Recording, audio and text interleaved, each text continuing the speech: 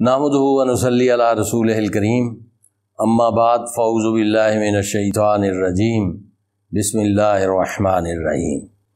ناظرین محترم، یہ سورۃ بقرہ کی آیت نمبر 254 ہے۔ ایک ہی آیت ہے، بہت چھوٹی سی ہے، صرف 2 سطریں ہیں اور ایک میسیج ہے، اور وہ میسیج جو ہے نا وہ ایسا ہے کہ جو ہم پلے باندھ لیں تو ہماری نجات ہے، قومی سطح پہ بھی اور انفرادی سطح پہ بھی۔ اگرچہ حکم تو ایک دیا ہے لیکن وہ جامع ہے کل پر، اور جس چیز پر انحصار سکھایا ہے نا، ہم اگر اس پر انحصار کریں گے تو ہمارا بیڑا پار ہوگا، اگر نہیں کریں گے تو پھر ہم ایسے ہی بھٹکتے رہیں گے۔ اس سے پہلے آیت کا ترجمہ سن لیں، پھر میں ایک پس منظر کے ساتھ اس کی تشریح کرتا ہوں۔ یا ایھا الذین آمنوا، اے ایمان والو۔ اہل ایمان سے مخاطب ہے اللہ تعالیٰ، کن سے؟ ہم سے، کیونکہ ہم اہل ایمان ہیں۔ ہم وہ لوگ ہیں جو اللہ پر ایمان لائے، اللہ کے رسول محمد صلی اللہ علیہ وسلم کی صداقت پر ایمان لائے اور قرآن مجید کی سچائی پر ایمان لاتے ہیں، ایمان رکھتے ہیں۔ ہم وہ لوگ ہیں، ان سے یہ اللہ تعالیٰ مخاطب ہے۔ یا ایھا الذین آمنوا، اے ایمان والو۔ انفقوا مما رزقناکم، انفقوا خرچ کرو، مما اس میں سے جو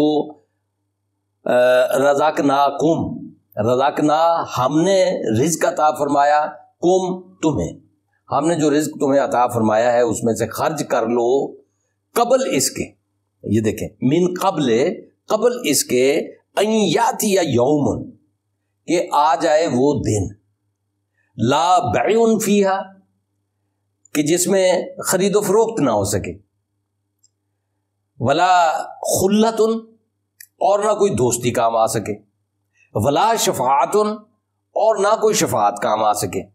اب شفاعت کا ترجمہ میں شفاعت ہی کر رہا ہوں، ورنہ سفارش بھی کیا جا سکتا ہے، نہ کوئی، ہماری زبان میں سفارش ہے، عربی میں شفاعت ہے اور اردو میں سفارش ہے۔ تو شفاعت کو بھی ہم جانتے ہیں، ایسا نہیں ہے کہ ہم شفاعت سے واقف نہ ہوں، شفاعت پہ بھی سے بھی واقف ہیں، نہ سفارش کوئی کام آ سکے۔ والکافرون هم الظالمون، اب جو اس تعلیم کا انکار کرے گا جو اللہ نے یہاں پہ دی ہے کہ اللہ نے جو کچھ دیا ہے اس کو خرچ کر لو قبل اس کے کہ وہ دن آئے جس میں نہ تو خرید و فروخت ہے، یعنی نجات، کامیابی، جنت، رضا الہی، یعنی نہ تو خریدی جا سکے گی اور نہ وہاں پہ کوئی دوستی کام آئے گی کہ بھئی اللہ کے ایسے دوست ہیں جو کہیں کہ جی یہ اپنے ہی ہیں، ان کو چھوڑ دیں، جانے دیں، یا وہ فرشتوں سے کہہ دیں کہ بھئی ان کو نہیں روکنا، ان کو جنت میں لے جانے دینا ہے، ہاں جی یہ اپنے بندے ہیں۔ تو ایسی بات بھی نہیں ہے۔ ولا شفاعت، اور نہ کوئی سفارش ہے۔ تو یہ، اور جو اس کا انکار کریں وہ کیا ہو گئے؟ انکار کرنے والے، اس کے لیے لفظ کافر استعمال کیا ہے، تو یہ ایسا کفر نہیں ہے جو کہ اسلام کو، دائرہ اسلام، انسان کو دائرہ اسلام سے خارج کر دے، بلکہ یہ ایسا کفر ہے کہ جو یعنی اسلامی تعلیم کا انکار۔ تو یہ فقہی بحث میں یہاں نہیں کروں گا، یہ فقہا جانے اور ان کی بحثیں جانے۔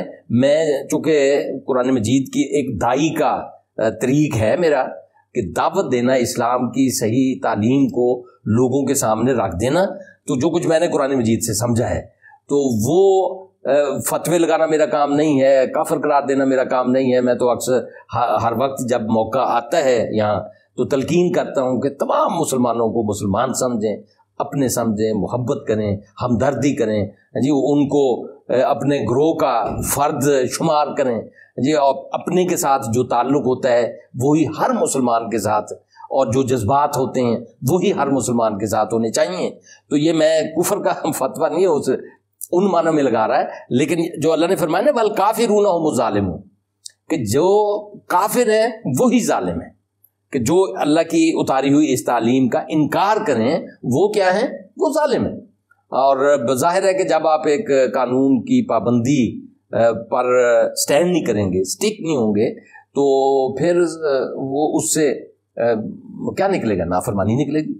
ظلم برآمد ہوگا، ناانصافی برآمد ہوگی، اس دنیا میں آپ لوگوں کے حقوق دبائیں، ان کے ساتھ سوء عمل سے کام لیں اور ان کی زندگیوں کو اجیرن بنائے رکھیں اور ان کے لیے وہ رکاوٹیں کھڑی کرتے رہیں، قدم قدم پر جھوٹے پرچے درج کروائیں اور تھانوں میں چترول کروائیں، اور پھر آپ اپنے کسی مذہبی کام کے اندر پیسہ ڈال کے، جو لوگوں کا پیسہ ہے یہ فرض کر لیں کہ ہماری تو بخشش ہو جائے گی، وہاں ہمیں کوئی نہ کوئی مل جائے گا، رسول اللہ صلی اللہ علیہ وسلم بخشش کروا لیں گے۔ حضور صلی اللہ علیہ وسلم اس لیے تھوڑا تشریف لائے تھے کہ لوگ حقوق پامال کریں، انسانوں کے ساتھ جبر و ظلم کا رویہ اختیار کریں اور ان کے حقوق ہیں وہ روک لیں۔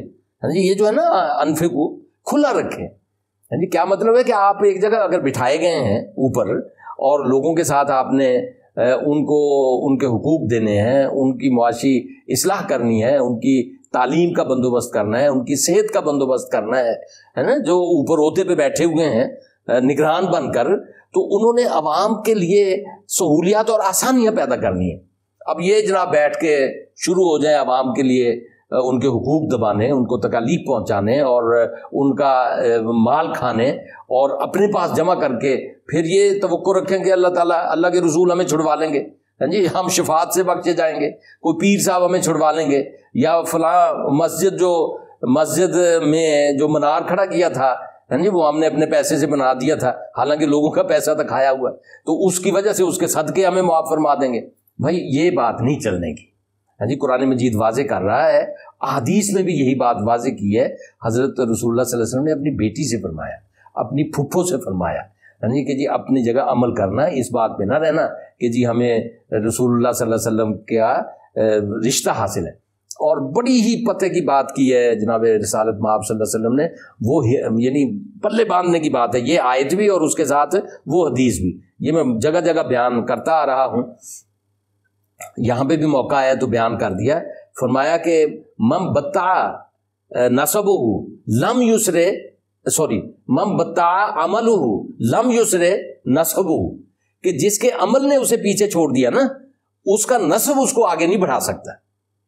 یہ پکی بات ہے، اللہ کے رسول کا فرمان ہے، اور قرآن مجید میں تو جگہ جگہ والوزن یومئذ الحق، اس دن نامہ اعمال میں وزن جو ہے نا وہ حق کا ہوگا۔ اور فَأَمَّا مَنْ ثَقُلَتْ مَوَازِينُهُ فَهُوَ فِي عِيشَةٍ رَاضِيَةٍ، جس کا عمل کے پلڑے ہوں گے بھاری تو وہ ہوگا جنت کی زندگی میں۔ وَمَنْ خَفَّتْ مَوَازِينُهُ فَأُمُّهُ هَاوِيَةٌ، اور جس کے پلڑے ہوں گے ہلکے وہ اس کا ٹھکانہ جہنم ہے، ہاویہ۔ اور پھر لَهَا مَا كَسَبَتْ وَعَلَيْهَا مَا اكْتَسَبَتْ، یعنی کسی کو اجر ملے گا تو اس کے کیے کا، اور کسی کو سزا ملے گی تو اس کے کیے کی۔ تو اس لیے عمل ہے جو یعنی باعث نجات ہے اور جنت میں لے جانے والا ہے، اللہ کو راضی کرنے والا ہے، اللہ کے رسول صلی اللہ علیہ وسلم کی اتباع ہے۔ آپ زندگی دیکھیں، رسول اللہ صلی اللہ علیہ وسلم کی زندگی کیسے گزری ہے، مشقتوں بھری زندگی ہے، تب جا کے یعنی وہ اسوہ حسنہ بنتی ہے، جس کے لیے جو آیت نازل ہوئی ہے نا، لقد کان لکم فی رسول اللہ اسوۃ حسنہ، کس موقع پر نازل ہوئی ہے؟ غزوہ احزاب کے موقع پر نازل ہوئی ہے۔ اور جو تفسیر آئی ہے کہ لوگوں نے کہا یا رسول اللہ پیٹ اندر گھس گئے ہیں، پتھر باندھے ہوئے ہیں، بھوک لگی ہوئی ہے، مشقت سے یہ عالم ہو گیا ہے، تو حضور نے اپنا پیٹ اٹھایا، 2 پتھر بندھے ہوئے تھے، یعنی تب یہ آیت نازل لقد کان لکم فی رسول اللہ اسوۃ حسنہ۔ تو یہ مشقت بھری زندگی ہوگی تو جناب کامیابیاں ملیں گی، اور اگر آسانیاں بھری زندگی کی طلب ہوگی اور مشقت سے گریز ہوگا اور پھر بھی یہ اس امکان پر جیے تو جی جنت تو ہماری ہے، یعنی بھائی ہماری ہی ہے، لیکن ان کی ہے جنہوں نے جنت والے اعمال کیے۔ تو اللہ نے یہاں پہ فرمایا ہے کہ اس دن سے پہلے جی لوگوں کے حقوق ادا کر لو، اپنے فرائض ادا کر لو، اور پھر اگر جب وہ دن آ گیا تو پھر کوئی چیز نہیں چلنے کی۔ آج ہے، آج تو معافی مانگ لو، اللہ معاف کرنے والا ہے، ہاں جی، استغفار کر لو، اللہ گناہوں کو معاف فرما دے گا، بلکہ اصلاح کر کے ہاں جی اصلاح میں نام پیدا کر لو تو اللہ تعالیٰ سیئات کو حسنات میں بدل دے گا۔ یہ بھی قرآن مجید میں ارشاد فرمایا ہے، لیکن وہ سارے کا سارا اس دنیا میں کرنے کا ہے، مرنے سے پہلے کرنے کا ہے۔ مرنے کے بعد تو پھر رجسٹر ہے اور ترازو ہے، تو اس میں تلنا ہے جناب اگر وزنی ہو گئے تو پھر سیدھے جنت میں. اور وزنی ہونے کے لیے بھی میں آسانی پیدا کرتا ہوں قرآن کی اور سنت کی یہ تعلیم کہ جو کچھ آپ کر رہے ہیں نا اسی کو ٹھیک طریقے سے کر لیں, اسی کو اچھا کر لیں, اچھا بنا لیں, یہی آپ کی جنت ہے. کچھ اور کرنے کی ضرورت نہیں, صرف نماز ہے 5 وقت کی جی وہ اس کا اہتمام رکھیں. باقی جو آپ کر رہے ہیں سارے کا سارا صحیح طریقے سے کریں, اچھے طریقے سے کریں تو وہ آپ کی جنت بن رہی ہے. وآخر دعوانا ان الحمد للہ رب العالمین.